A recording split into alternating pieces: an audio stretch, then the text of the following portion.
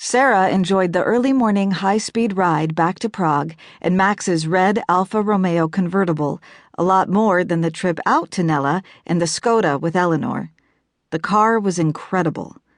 Max told her it was a 1930 6C 1750 Grand Sport that his grandfather had raced as a young man. It looked like new, which gave riding in it a weird time warp feeling. She might have enjoyed it even more if she wasn't holding a priceless violin in a blanket.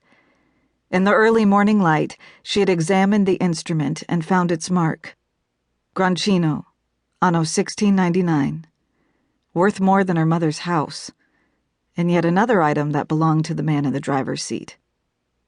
The night before, despite the electricity generated by the kiss, Max had shown her to a cot in what he called the Blue Room, and had discreetly disappeared to some other part of the castle. This morning in the car, he was all business, and so was she. Max said he would develop the film from the camera, and Sarah offered to pay a visit to Sternberg Palace where Andy worked, to see if she could find out anything. Max handled the interminable traffic jam that was Prague's center with reckless style, and Sarah clutched the Grancino to her chest. When Max spun the sports car through the castle gates, it was still early enough that the hordes of tourists had not descended. The massive verdigris bulk of St. Vitus Cathedral looked a little forlorn in the morning light. "I'll leave you here," Max said. "Do you have my cell number?" He took out his phone and then frowned. "I know this will sound paranoid," he said, "but I think my phone is tapped." "What, by the government or something?" Sarah raised an eyebrow. "I have enemies," Max said cryptically. "We'll have to do this the old-fashioned way." "Semaphore flags?"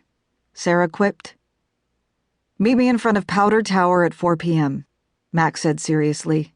"Try not to be followed." Before Sarah could even begin to form a sassy retort to this, Max sped away. Sarah walked slowly to the palace, where she handed the violin over to an ecstatic Miles, who greeted it like a lost child. She changed clothes and stopped in the kitchen briefly to snare a croissant and some coffee. She could simply call Sternberg Palace and ask for Andy, but then she'd have to trust whatever they told her, and besides, her check wasn't good enough to inquire about anything more complicated than an order of potatoes. No, she would amble over to Sternberg like any other tourist, take in some paintings, and look for an opportunity to do a little covert sleuthing. The whole thing might look a little less suspicious if she took someone with her. Susie. Sarah didn't doubt her ability to take care of herself, but in a pinch, she wouldn't mind having a lesbian who could twirl firearms watch her back. She walked up the staircase to Susie's weaponry room and tapped on the door. "Have you ever seen anything more beautiful in your life?" Susie greeted her, ushering her inside. At first, Sarah thought Shuziko was referring to Nicholas Pertusato, who sat cross-legged on the floor atop a small cushion. But then she realized Susie was indicating the table where an incredibly long gun of some sorts was displayed. 17th century Spanish long-barrel rampart, Susie crowed. "Doesn't it make you just wet yourself?